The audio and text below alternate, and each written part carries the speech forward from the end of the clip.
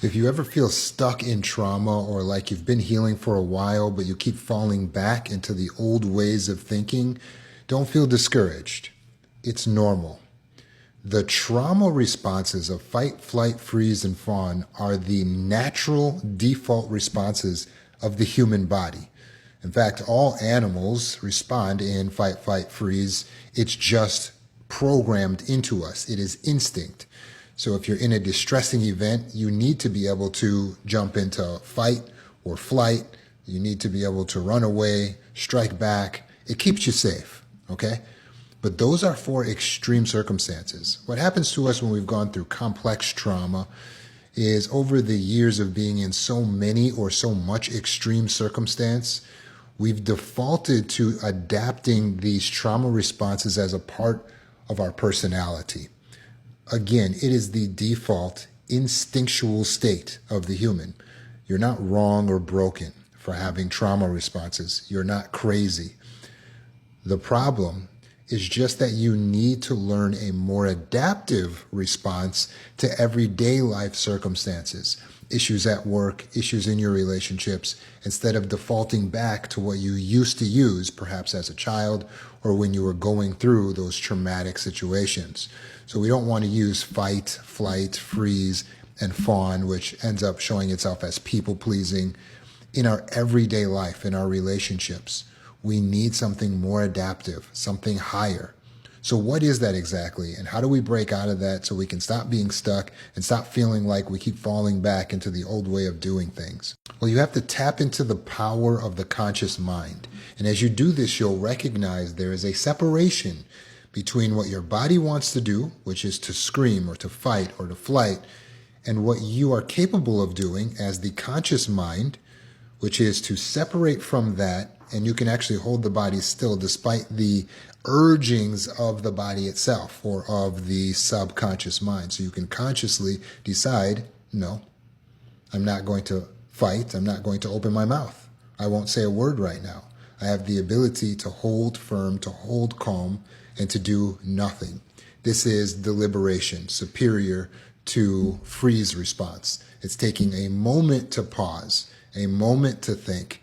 Sometimes we can deliberate for several minutes. Sometimes we only need a few seconds. But just slow down in your responses and give yourself that time. Take that opportunity to think, to meditate, to deliberate over what it is you would like to do. Next, since there's other humans that we have to interact with in life, we need to be able to get what we want from them and assert our needs to them. And this is learning the skills of discussion.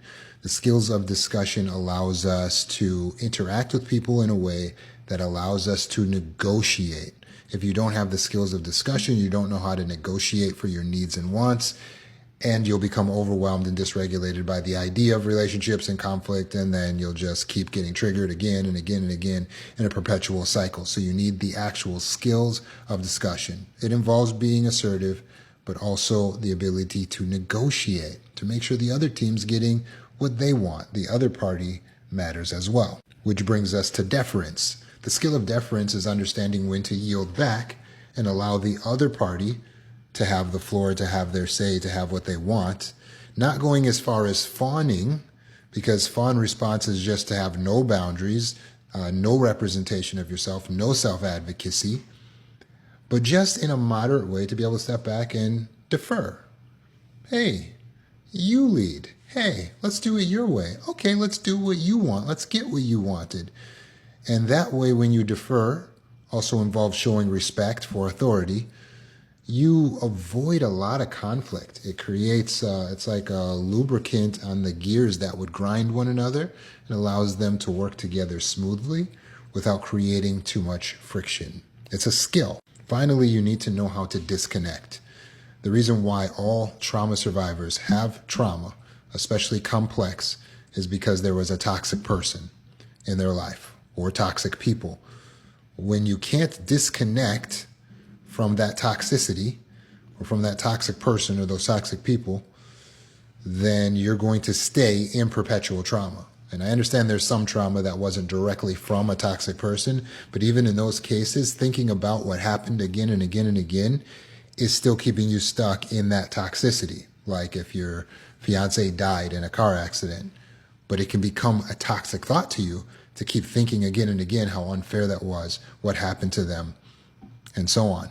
So you need the ability to disconnect, to remove yourself emotionally from certain situations, and definitely from certain people, because not everyone is good for you, even though they could be a good person. You might have noticed at this point that I've given you the 4Ds. I've used 4D words of the healed response instead of the 4Fs, fight, flight, freeze, fawn, of the unhealed trauma response. You now have discussion, disconnection, deliberation, and deference. When you master these 4Ds, you now have what you need to go through life without responding in the extreme, which then helps you to not face more extreme circumstances that are more triggering to keep you in a perpetual cycle of trauma and mental illness. So to learn more about the 4Ds, there's a special course on this inside Healing School, which is at the website healingcourse.org. You can also go to my YouTube, and there's information there available as well.